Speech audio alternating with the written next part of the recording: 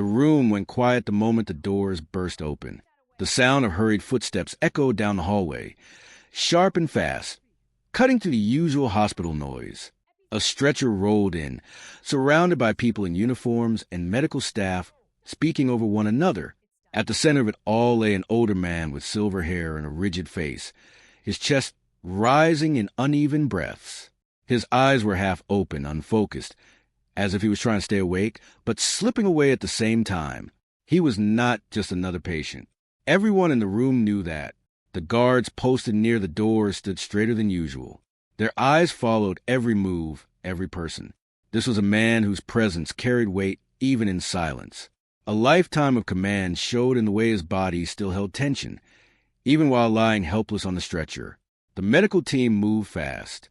A senior surgeon stepped forward, giving short, firm instructions.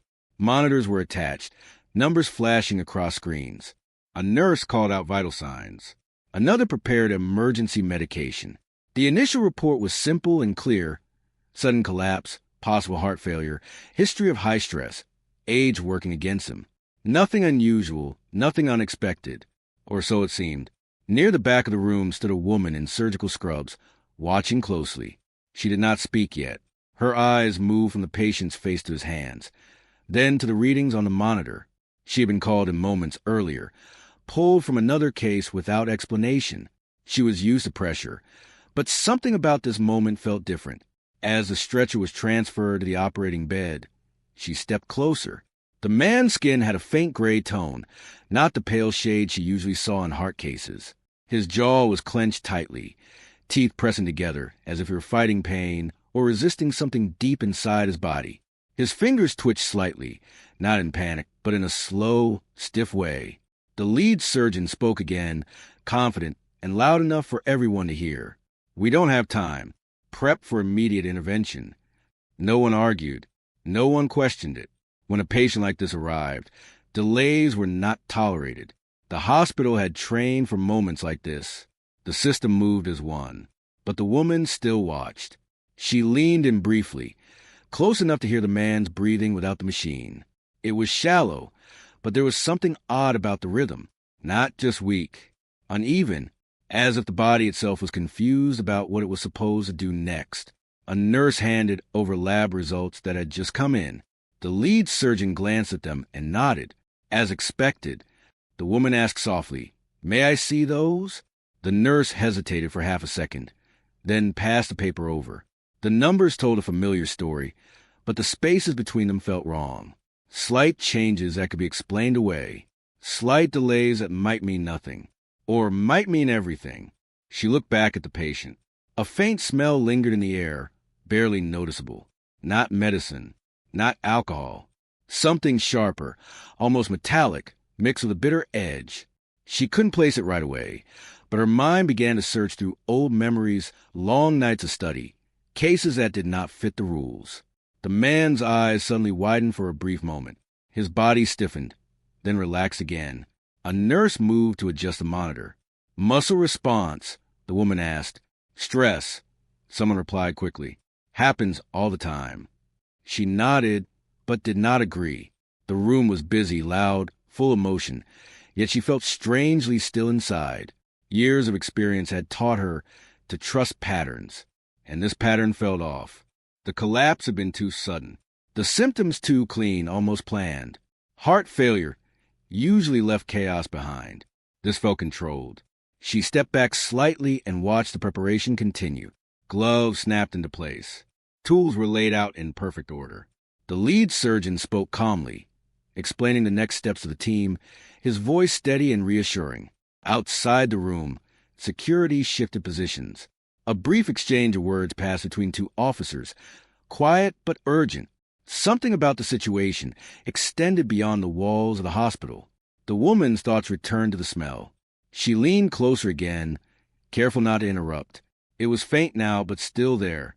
She had smelled it once before, years ago, during training, a rare case that had been dismissed until it was almost too late. Her heart beat faster. She checked the man's pupils. Slightly delayed reaction. Small detail. Easy to miss. "Vitals are dropping," a nurse announced. "Move faster," the lead surgeon said. "We're losing him." The woman opened her mouth, then closed it. She was not the most senior person in the room. She knew how quickly doubt could be seen as hesitation.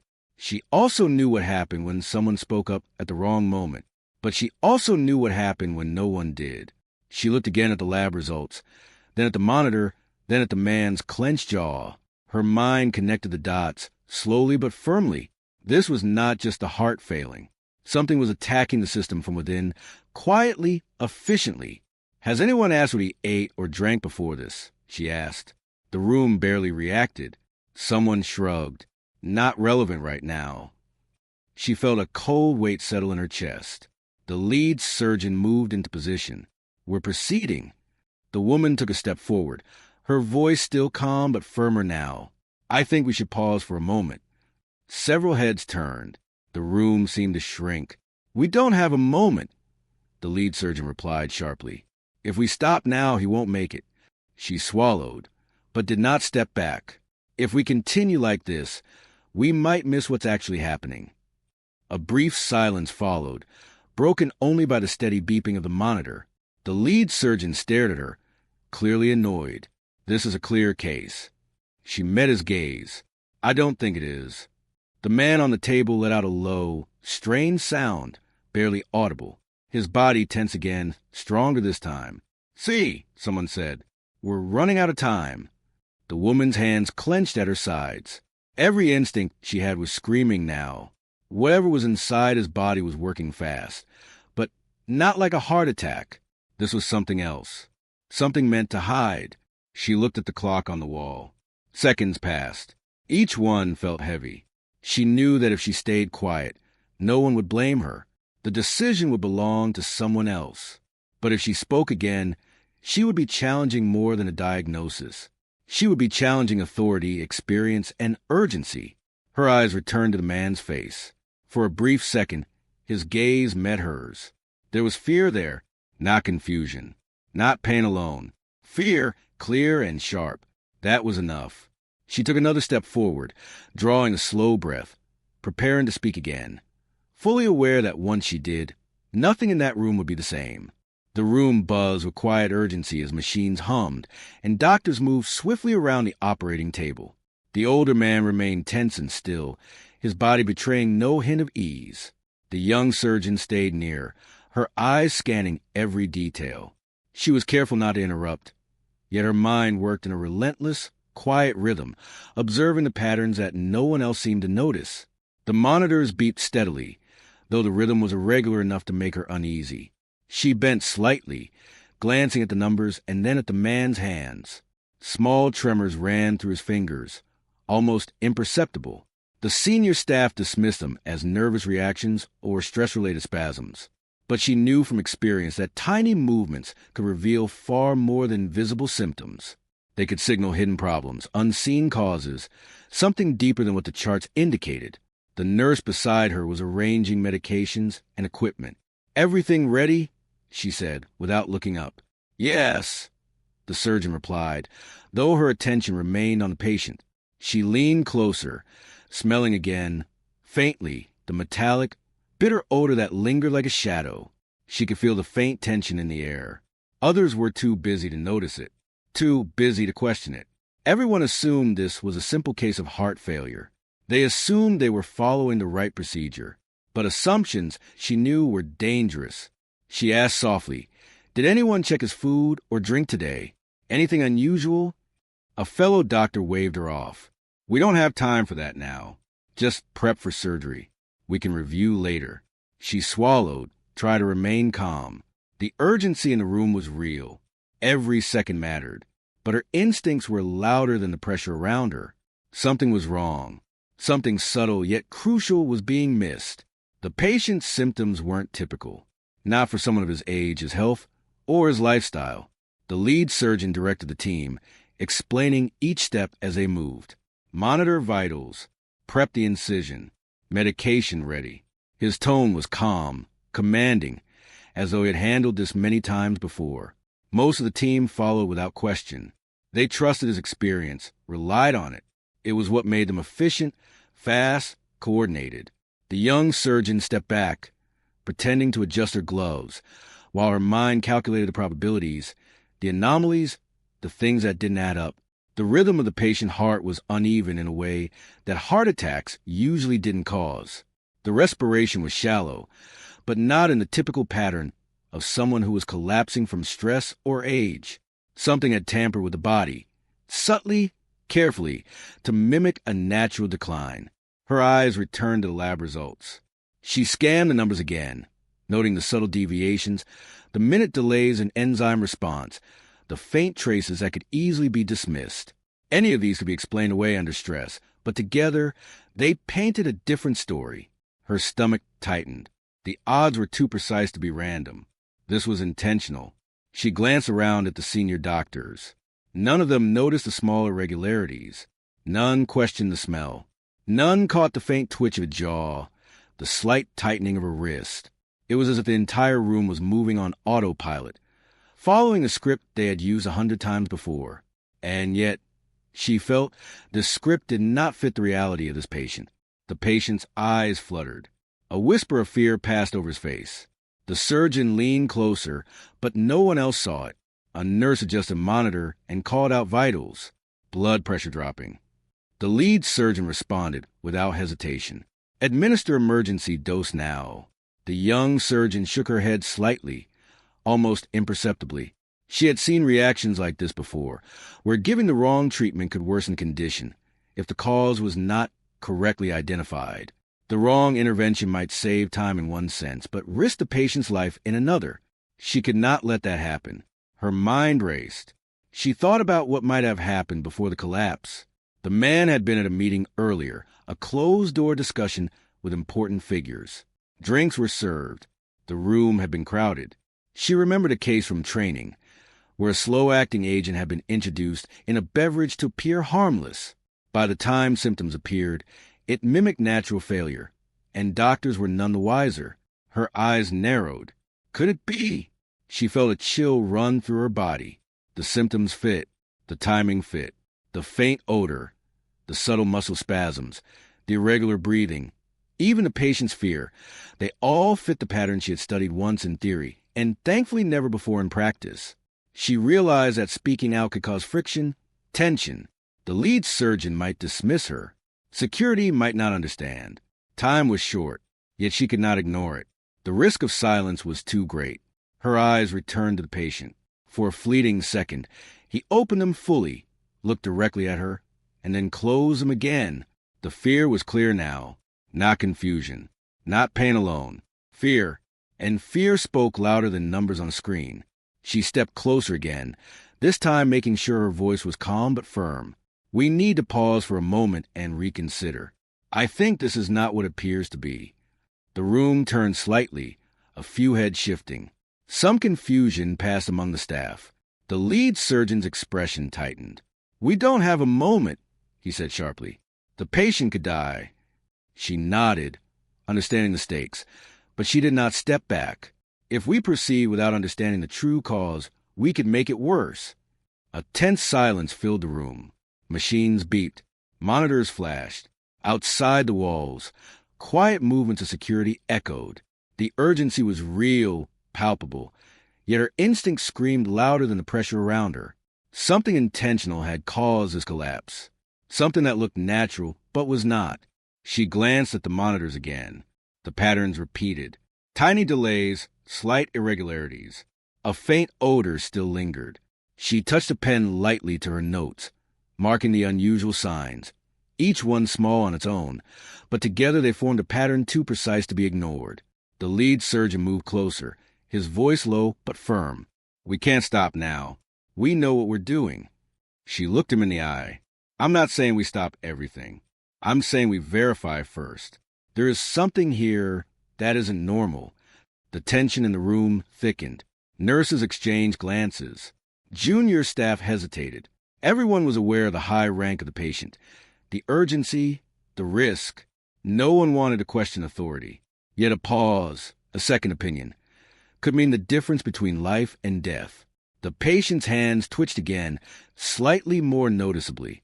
His jaw clenched as if resisting something, then relaxed. The young surgeon noted each detail silently. She weighed each piece, each sign in her mind. A puzzle was forming, a puzzle that required immediate attention if the man was to survive. She made a decision. She would speak clearly, calmly, and insistently. She would risk friction and impatience because the life on the table demanded it. Her experience, her instincts, and her observations gave her clarity that no protocol could replace. If she stayed silent, she knew she would regret it. Taking a slow, steady breath, she prepared to tell the team exactly what she had observed, to explain why the collapse did not fit a typical pattern and why every second mattered. The room waited, though no one realized it yet. The moment to speak had arrived, and with it, the chance to uncover the truth hidden in plain sight, a truth that could save the man on the table before it was too late. The tension in the room was thick enough to feel as if it pressed against every chest. The young surgeon took a slow, steady breath, knowing she had to act now. Her eyes scanned the monitors again, each number flashing like a warning she could not ignore. Every second counted. Every decision mattered. The older man on the table, his body taut and trembling, needed more than routine intervention. He needed understanding, insight that the room had not yet grasped. She stepped closer to the lead surgeon, keeping her voice calm but firm. We cannot proceed blindly. The symptoms do not match a heart failure. This is something else, something deliberate. The lead surgeon froze for a brief second, his expression a mixture of surprise and disbelief. The room seemed to hold its breath. Nurses paused mid-motion. Machines continued their relentless beeping, but even their rhythm seemed to bend to the silence. "What are you saying?" the lead surgeon asked, his tone sharp. "We have no time for speculation. Every second counts." She met his gaze directly. "I am not speculating. I have observed subtle signs that point to a slow-acting poison. The pattern is precise, designed to mimic natural collapse. If we treat this as a simple heart attack, we may worsen the condition and risk his life." A murmur ran through the team. Junior doctors exchanged glances, unsure whether to intervene or stay quiet. The senior staff shifted uncomfortably. Some ignored her completely, convinced she was overstepping. Others hesitated, caught between authority and the possibility that she might be right. She moved to the patient, careful not to touch him unnecessarily. She examined his hands again, noting the tremors. She observed the faint metallic smell lingering near him. She checked the small, almost imperceptible delays in his eye reflexes. Every small sign supported her observation. Every piece of evidence pointed to something deliberate, something unseen. "I need a toxicology scan immediately," she said, louder this time, ensuring the senior team could hear. "We must confirm before proceeding. I can guide the treatment while it's running, but we cannot operate as if this is a heart failure." The lead surgeon's jaw tightened. "A toxicology scan will take time. The patient may not survive waiting." She shook her head. "If we operate now, without knowing the cause, we risk administering the wrong drugs, the wrong intervention. That could kill him faster. The scan will not delay treatment. It will direct it. It will save him." The room went silent again, the weight of her words pressing on everyone. The monitors beeped unevenly. The patient's jaw twitched once more. His eyes, half-lidded, seemed to recognize the seriousness of the moment. Fear was visible now, unmistakable, and it seemed to settle briefly on the young surgeon, a silent plea for her to act. The lead surgeon stared at her, torn between authority, experience, and the sudden realization that she might be right. He looked at the monitors, then back at the patient. The numbers fluctuated dangerously. He could feel the urgency, yet the hesitation in her voice, the confidence, the insistence. He could not ignore it. Finally, he nodded, almost imperceptibly. "Prepare for a rapid toxicology analysis. You lead the observation." Relief mixed with tension in her chest. She knew time was still critical, but now she had the chance to direct the response, to look for signs that had gone unnoticed until now. She moved swiftly, coordinating with the lab technicians, instructing nurses on how to extract samples safely and quickly, all while keeping the patient stable. The room's energy shifted. Fear gave way to focus. Staff moved with precision, guided by both urgency and newfound awareness. Every movement mattered. Every second mattered. She watched the man closely, His breathing remained shallow, uneven, and deliberate. She placed a hand gently near his wrist, feeling the subtle rhythm of his pulse. The small twitches, the tiny jerks of muscles, the faint pallor of his skin. They were all signs, a hidden language that spoke louder than words. Minutes stretched. The tension in the room was a tangible presence. Machines beeped steadily, punctuating the heavy silence. The staff worked in perfect coordination, yet a silent question lingered in everyone's mind. What had caused this? Why had he collapsed so suddenly, in such a controlled manner? And who could have done such a thing? The young surgeon knew she would find the answers in time, but she had to remain vigilant, careful not to miss any detail. Her eyes roamed the room, noting reactions, gestures, small errors that could indicate hidden stress or overlooked signs. She had learned long ago that in moments like this, the truth hid in plain sight, often in details too small for most to notice. Finally, the toxicology team reported back. The young surgeon leaned in, listening closely as the results came through. The words confirmed her suspicions. A rare, slow-acting poison had been introduced into the patient's system. It was nearly invisible to standard checks, designed to mimic natural symptoms. Every sign she had noticed, the tremors, the faint odor, the irregular breathing, the fear in his eyes, now had a confirmed explanation. A hush fell over the room. The gravity of the situation settled on everyone. What could have been dismissed as coincidence, as stress or age, was revealed as something deliberate. The danger had been hidden in the details, and she had noticed it when no one else did. The lead surgeon exhaled slowly, his tension easing slightly. "All right," he said, voice low. "Adjust the treatment accordingly. Follow her guidance." The young surgeon nodded, her focus unbroken. She instructed the team on the antidote and supportive measures, carefully timing each step to counteract the poison without causing additional stress to the patient. Nurses administered medications under her supervision. Monitors tracked every change, every twitch, every breath. Every pulse was analyzed and used to guide treatment. Slowly, carefully, the older man began to stabilize. The tremors eased. His skin regained a faint natural color. His breathing became more regular, though still cautious.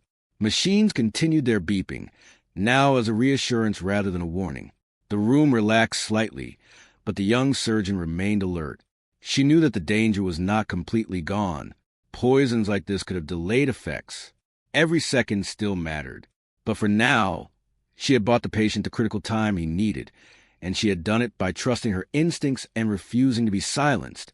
The older man's eyes fluttered open fully, and for a brief moment, they locked with hers. No words were exchanged, but the look carried gratitude and recognition. He knew that her actions had made the difference between life and death. The senior staff and nurses began to exhale, exchanging quiet words of relief. The tension that had gripped the room for so long slowly dissipated. Yet even in the relief, the young surgeon remained focused, reviewing every detail, making notes and planning for the next steps. Outside the room, security officers whispered to each other, aware now that the situation had been more than a simple medical emergency. Within the hospital, the news would spread cautiously, but inside that operating room, the truth had been revealed. A life had been saved because one person had noticed what no one else did. And that difference, small as it might have seemed at first, had made all the difference in the world. The room was calmer now, but the atmosphere was still heavy with tension. The patient, the older man, lay on the operating table, still pale but stabilizing. His breaths were more even, and his eyes tracked the movements around him with a cautious awareness. The young surgeon remained close, monitoring every signal from the monitors, every twitch of the man's hands, every subtle shift in his expression. The toxicology report had confirmed her suspicion. The man had been poisoned.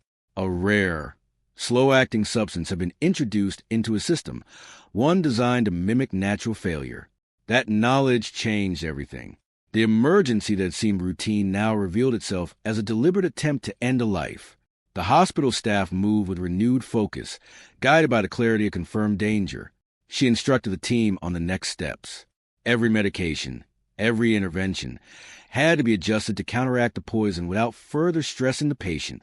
Nurses followed her instructions carefully, their movements precise and measured. She explained each action, the reasoning behind it, and the potential consequences. Even the lead surgeon, initially skeptical, now deferred to her decisions. The evidence left no room for doubt. "Start the antidote slowly," she said. "We need to monitor his vital signs closely. Any rapid change could trigger complications." A nurse nodded and prepared the medication, carefully administering it under the young surgeon's supervision. Every change in the patient's vitals was noted, analyzed, and used to adjust the dosage. The staff worked in perfect coordination, a mix of urgency and calm that came from experience and trust in leadership. The older man's breathing deepened slightly, and a faint color returned to his cheeks. His muscles relaxed just enough to show he was responding. The young surgeon kept her focus, aware that poisons like this could have delayed effects, that the danger was not yet completely over. She watched the monitors, the man's hands, his eyes, taking in every detail. Minutes passed with careful observation. Slowly, the tension in the room began to ease, though she did not allow herself to relax entirely. Every second mattered. Every adjustment could be the difference between life and death. She noted the small improvements, the steady pulse, the more consistent respiration, the slight easing of the jaw. Each sign confirmed that the antidote was working. Outside the operating room, security had been alerted to the situation earlier. Now, with the confirmation of poisoning, investigators were beginning to arrive. Questions would be asked, evidence collected, but for the moment, the focus remained on keeping the patient stable and ensuring the poison's effects were fully neutralized.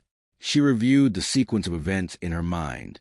The collapse had been sudden, precise, almost theatrical in its timing. The symptoms mimicked natural causes, designed to delay detection.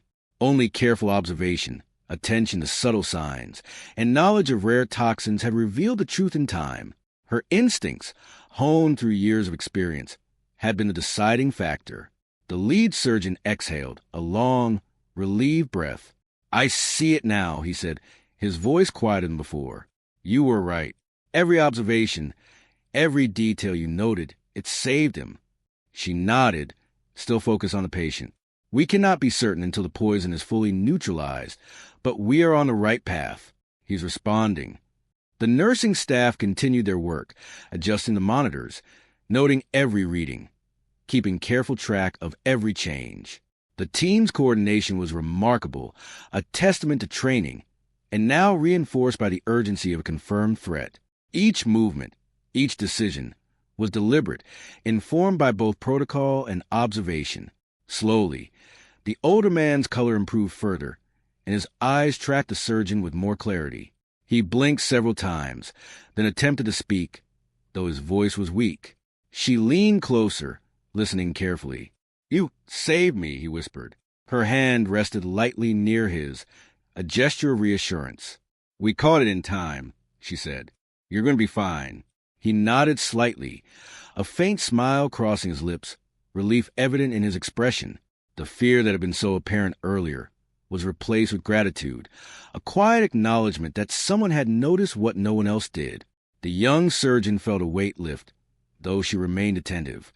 The danger was receding, but her responsibility had not ended. The investigators began documenting the scene, collecting samples, and asking questions of the staff.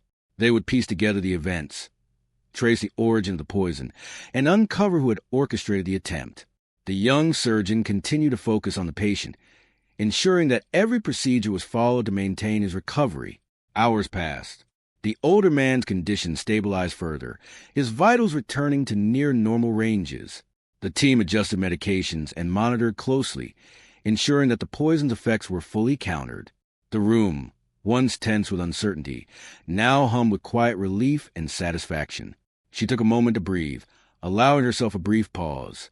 Her mind reviewed every action, every observation, every detail that had led to this moment. The recognition of subtle signs, the decision to speak up, the insistence on verification.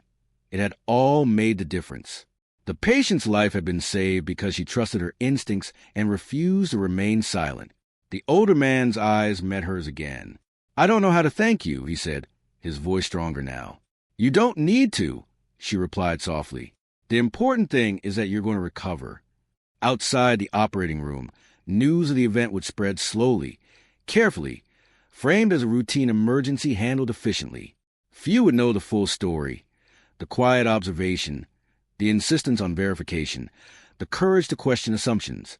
But within the hospital and within her own memory, the truth was clear. One person's attention and courage had prevented a tragedy. The lead surgeon approached her, placing a hand lightly on her shoulder. "I underestimated you," he admitted. "Your observations, your insistence, your calm under pressure, it saved a life today." She nodded, still focusing on the patient, her mind already anticipating the next steps for recovery. "We're not done yet," she said. "We need to continue monitoring and supporting him until we're certain the poison is fully neutralized." The team worked in harmony, guided by observation, protocol, and the knowledge of what had been narrowly avoided. Each step was deliberate, informed by careful attention and the lessons of a near tragedy. The older man's recovery had begun, fragile but certain, a testament to vigilance, expertise, and the courage to trust intuition. As the hours passed, the tension in the room gradually transformed into a quiet sense of accomplishment. The patient's stability improved with each careful adjustment. The young surgeon's observations and decisions had turned a potentially fatal incident into a story of survival, of insight prevailing over assumption, of life preserved through careful attention and action. And though the hospital would continue its work, and investigators would follow their procedures, the moment of true triumph remained within the operating room, where vigilance, skill, and courage had come together to save a life. The older man lay resting in a quiet hospital room, surrounded by the hum of machines and the soft footsteps of nurses who moved with care and attention. His condition had stabilized, and though he was still weak, every sign pointed to recovery. The young surgeon remained close by, checking monitors, reviewing charts, and ensuring that every precaution was taken to support his healing. News of the incident had spread cautiously through the hospital. Staff whispered quietly in hallways, acknowledging the narrow escape from tragedy, though official reports framed the situation as a routine emergency handled efficiently. Few outside the immediate team knew the full story, and even fewer understood the precise reasons the patient had survived. Yet within the operating room and the intensive care unit, the events were vivid and undeniable. The older man's eyes opened slowly, following the surgeon as she moved through the room. Gratitude shone in his gaze, a quiet acknowledgement of the care and attention that had saved his life. He attempted to speak, his voice faint but clear. You saved me," he said. She smiled softly, resting a hand lightly near his. "We caught it in time. You're going to recover fully." Outside, investigators were busy collecting evidence, interviewing staff, and piecing together the sequence of events. The poison had been introduced in a way that mimicked natural collapse, and the investigation would reveal who was responsible. The hospital security teams were thorough, documenting every detail, every interaction, ensuring that nothing was overlooked. The young surgeon observed quietly, understanding that while the immediate danger had passed, the broader implications were still unfolding. Days passed. The older man's condition improved steadily. He regained strength, spoke more clearly, and even managed to smile. The subtle fear that had marked his first moments in the hospital gave way to relief and trust. He asked questions about the procedures, the medicines, and the people who had helped him survive. Each answer reinforced the realization that a combination of skill, vigilance, and courage had prevented a tragedy. The young surgeon documented every detail meticulously, ensuring that future cases could learn from this experience. Her observations, her insistence on verification, and her calm under pressure became a reference for the team, a case study in vigilance and decision-making. Senior staff praised her discreetly, acknowledging that her attention to subtle signs had made the difference. The older man's eyes met hers one afternoon, filled with recognition. "I will never forget what you did," he said, his voice steady now. "You saw what no one else did. You saved my life." She nodded, feeling a quiet satisfaction, though she remained professional and focused. "The important thing is that you're safe. That's what matters." The hospital gradually returned to its normal rhythm. Routine emergencies, scheduled procedures, and daily operations continued, but the memory of the incident lingered in the minds of those who had witnessed it. The story became a quiet lesson, Attentiveness, courage, and trust in observation could change outcomes, sometimes in ways that were invisible to those who did not pay close attention. The lead surgeon, once skeptical, approached her privately.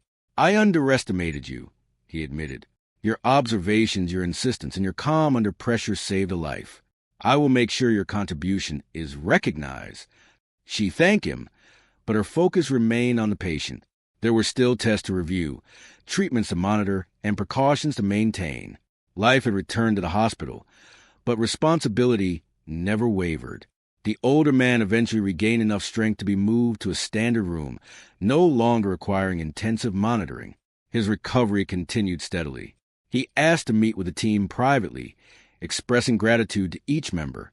Yet, when he reached the young surgeon, he lingered a moment longer, understanding the depth of her role in the life-saving process. He did not need to say more. His look conveyed what words could not.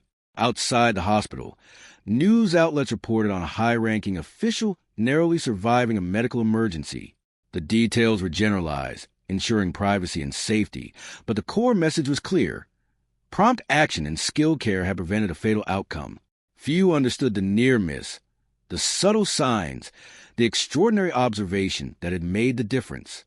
But within the hospital, the knowledge was vivid, a quiet victory etched into memory. The young surgeon continued her work, returning to her cases with the same dedication, the same vigilance. Her colleagues, inspired by her actions, began to pay closer attention to subtle anomalies, recognizing that expertise combined with careful observation could save lives in ways that routine procedures might miss.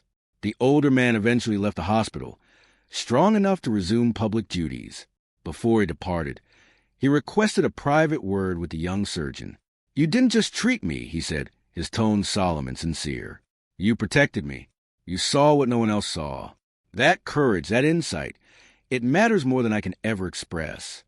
She smiled quietly, feeling the weight of responsibility and relief. "I did what anyone should do," she replied softly. "I observed, I questioned, and I acted." He nodded, satisfied, and with a small gesture of respect, he left, leaving her with the knowledge that her actions had had a profound impact. The hospital continued its work. Life returned to its usual rhythm, and the young surgeon moved forward, carrying the lessons of vigilance, courage, and human observation into every case she would face. Though the world outside might never fully know the depth of what had been narrowly avoided, within the walls of the hospital, a life had been saved. A life had been preserved because one person trusted their instincts, questioned assumptions, and acted with clarity and courage. That truth, quiet but powerful, would remain, shaping every future decision and every observation in ways that could save more lives. The story of vigilance, insight, and courage became a guiding light, a reminder that even in the most routine moments, attention to detail could mean the difference between life and death.